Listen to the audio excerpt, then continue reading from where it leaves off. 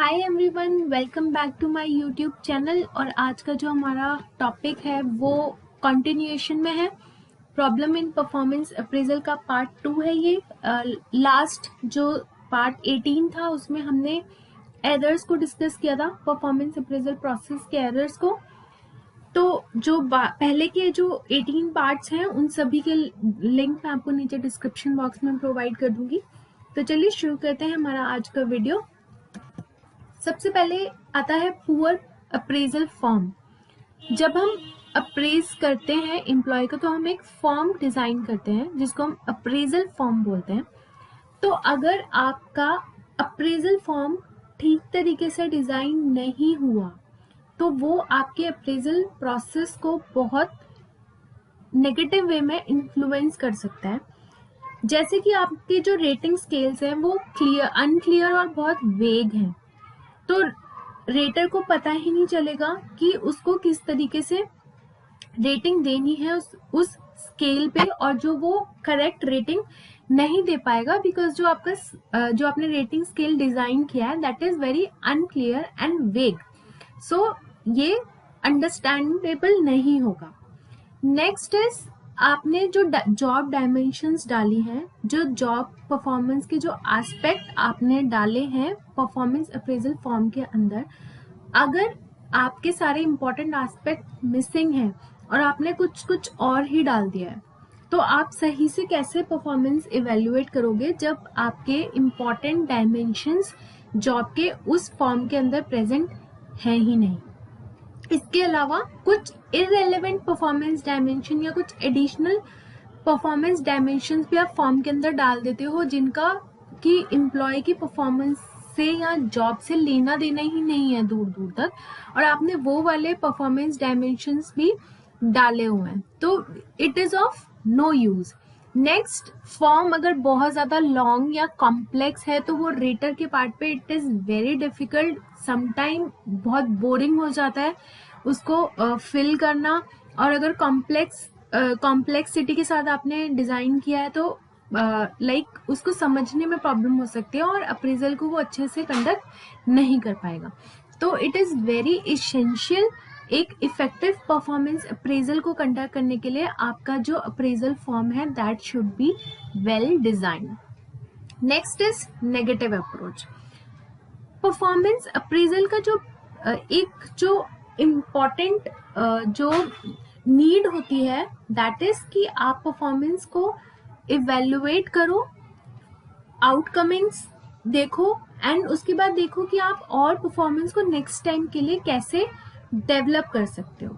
ठीक है, तो ये बेसिक पर्पस होता है जब भी हम परफॉर्मेंस अप्रेजल कंडक्ट करते हैं। लेकिन अगर आपकी मैनेजमेंट इस चीज पे फोकस करती है कि जो एम्प्लॉय अच्छे से परफॉर्म नहीं कर रहे हम उनको पनिश करेंगे, तो यहाँ पे जो सोल पर्पस है परफॉर्मेंस अप्रेजल का वो लॉस्ट हो जाता है। Because performance appraisal aims at developing the employees.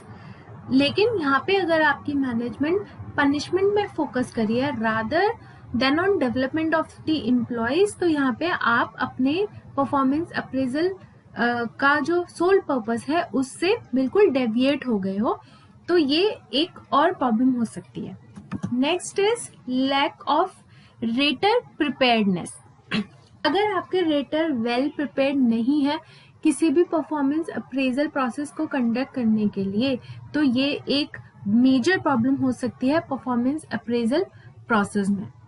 या तो आपके जो रेटर्स हैं वो एडिक्वेटली ट्रेन नहीं है कि वो कैसे कैरी आउट करेंगे जो भी परफॉर्मेंस मैनेजमेंट की एक्टिविटीज होती हैं उनको कैरी आउट करने के लिए। If they are not properly train तो ये काम ठीक से नहीं होगा। दूसरा लिमिटेशन क्या होता है कि अगर आप किसी भी रेटी की टेक्निकल कॉम्पिटेंस को इवेल्युएट कर रहे हैं लेकिन रेटर का खुद का जो फंक्शनल स्पेशलाइजेशन का जो एरिया है that is very limited and वो उसको इतना नॉलेज नहीं है उस टेक्निकल कॉम्पिटेंस का जिसको वो जज करने के लिए बैठा हुआ है।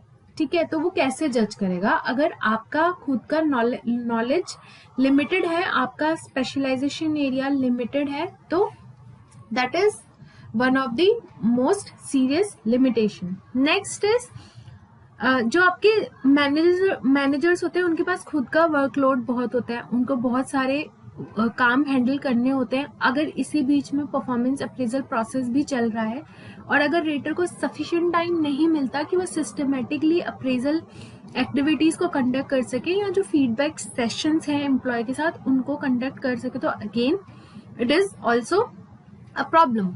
Next, sometime raters may not be competent to do the evaluation owing to poor self image and lack of self confidence. कभी कभी जो रेटर्स होते हैं वो आपके सुपरवाइजर या मैनेजर अगर आपको रेटिंग देने बैठे हैं लेकिन उनका खुद का सेल्फ कॉन्फिडेंस लो है या फिर उनकी खुद की सेल्फ इमेज वो फील करते हैं कि हमारी सेल्फ इमेज इज पुअर, तो वो कॉम्पिटेंट इनफ नहीं हो पाते कि वो सामने वाले एम्प्लॉय को इवेल्युएट कर पाए। Next is ineffective organisational policies and practices. जो रेटर परफॉर्मेंस अप्रेजल प्रोसेस को कंडक्ट कर रहा है उसके लिए अगर आपकी ऑर्गेनाइजेशन में कोई रिवार्डिंग स्कीम नहीं है या प्रोसेस नहीं है, तो क्या होगा, उसका मोटिवेशन ना धीरे धीरे खत्म हो जाएगा। ठीक है, why he would do so, अगर उसको कोई भी रिवॉर्ड नहीं मिल रहा है सिंसियरली अप्रेजल परफॉर्मेंस प्रोसेस को कंडक्ट करने का। समटाइम्स जो लोअर रेटिंग्स दी जाती हैं that can be viewed negatively by the management. ठीक है, अगर इसमें दो केसेस हो सकते हैं, आप रेटर के केसेस पे इसको एज अ फेलियर देखते हो एंड एम्प्लॉय के पार्ट पे आप डिसकंटेंट या डिससेटिस्फैक्शन के हिसाब से देखते हो। तो जनरली क्या होता है, इस चीज को अवॉइड करने के लिए अगर एम्प्लॉय का परफॉर्मेंस पुअर भी होता है ना फिर भी आप उसको सेटिस्फैक्टरी रेटिंग देते हो। तो जब आप एक्चुअल परफॉर्मेंस का रिव्यू नहीं दे पा रहे हो या फीडबैक नहीं दे पा रहे हो, तो आप क्या कहेंगे कि आपके जो परफॉर्मेंस अप्रेजल प्रोसेस का जो पर्पस है वो पूरा हुआ नहीं हुआ, बिकॉज जो एक्चुअल परफॉर्मेंस है उससे हटकर आपने सेटिस्फैक्टरी रेटिंग दे दी just to avoid that negative thing. Next is generally क्या होता है कि इमीडिएट सुपरवाइजर अप्रूव करता है रेटिंग को, लेकिन जब हम परफॉर्मेंस अप्रेजल प्रोसेस को एक्चुअली में प्रैक्टिस करते हैं तो ये चीज नहीं होती है। ठीक है, तो ये डैमेज करता है आपके रेटिंग प्रोसेस को, बिकॉज होता क्या है कि इमीडिएट सुपरवाइजर को एक्चुअली नॉलेज होता है about the job, about the worker, about the job dimensions. तो अगर आप उससे अगर उससे रेटिंग्स अप्रूव नहीं करवा रहे हैं तो फिर आप किसी भी तरीके से रेट कर दीजिए किसी भी एम्प्लॉइज को, तो this cause damage to the rating process. तो ये थे problems in performance appraisal process and I hope आपको ये वीडियो पसंद आया हो। तो मेरे चैनल को लाइक कीजिए, इस वीडियो को लाइक कीजिए, शेयर कीजिए, चैनल को सब्सक्राइब कीजिए। मिलते हैं एक और नई वीडियो के साथ, तब तक के लिए थैंक्स फॉर वॉचिंग।